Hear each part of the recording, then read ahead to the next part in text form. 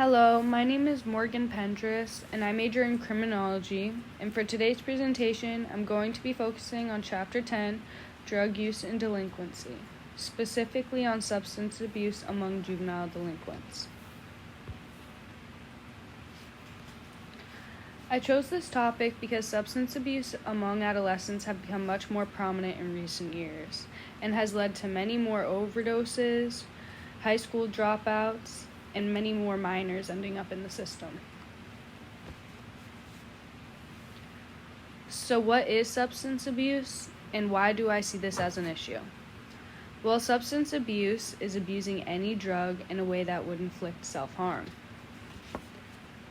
I believe juvenile delinquents engage in substance abuse for many reasons, including impoverished living, school failures, and much more.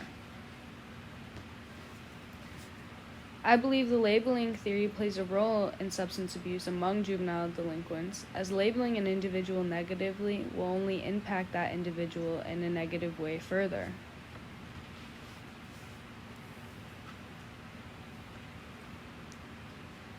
If I were to collect data on this topic, I would do it through 3 different tactics, beginning with 1, the CDC, secondly, through high school students, and finally, I'd have parents, teachers, and coaches take surveys as well.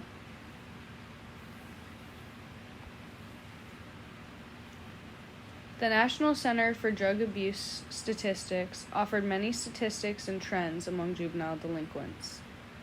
Here I offered graphs, 3 to be precise. And the first shows the overdose deaths among 15 to 24-year-olds. And as you can see, the numbers are only increasing. The second graph is on juvenile delinquents abusing alcohol, and they did this based on grades and showed this through a bar graph. And lastly, the third graph I showed, also being a bar graph, shows minors who have engaged in opioid use.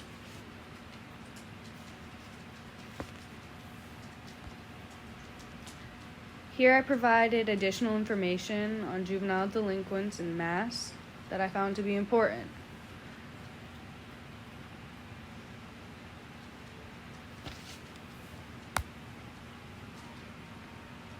With substance abuse becoming a larger issue and reaching younger and younger people, I think it's important to come up with solutions that are easily accessible and of low demand. With that being said, I think it's important to retreat away from using labels. But there are other solutions as well.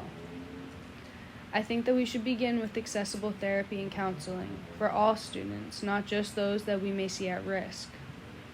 I also think we need to work closer with struggling families. We need to create proactive programs for preteens and young adults, and how to properly apply for jobs, colleges, scholarships, and how to begin networking within their community.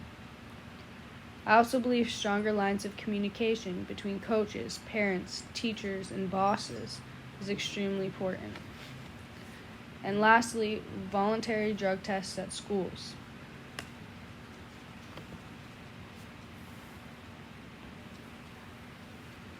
Drug and substance abuse as an adolescent can affect the course of your life, whether you continue to use substances or not. What I am justifying is further contested by the labeling theory. When peers and adults label you because of unpresidential behaviors, it can be extremely difficult to change that image, despite changing yourself, your friends, and even your hobbies. The labeling theory can be detrimental to juvenile delinquents in all aspects of life, and can ultimately aid to drug and substance abuse further. When a juvenile delinquent is labeled, many will play into this role or find it harder to fit into their community, creating a path in which it is only more difficult to change. Moreover, because drugs are illegal, it can also lead to arrests, which can have a profound effect on your future. Lastly, drug use and the labeling theory as a juvenile delinquent can affect your adult life, as it will be harder to find references for jobs and college recommendations, more difficult to network, and ultimately will make the future of your success more difficult as you run from a hindering past instead of focusing on a bright future. Thank you very much for your time, and I hope you enjoy.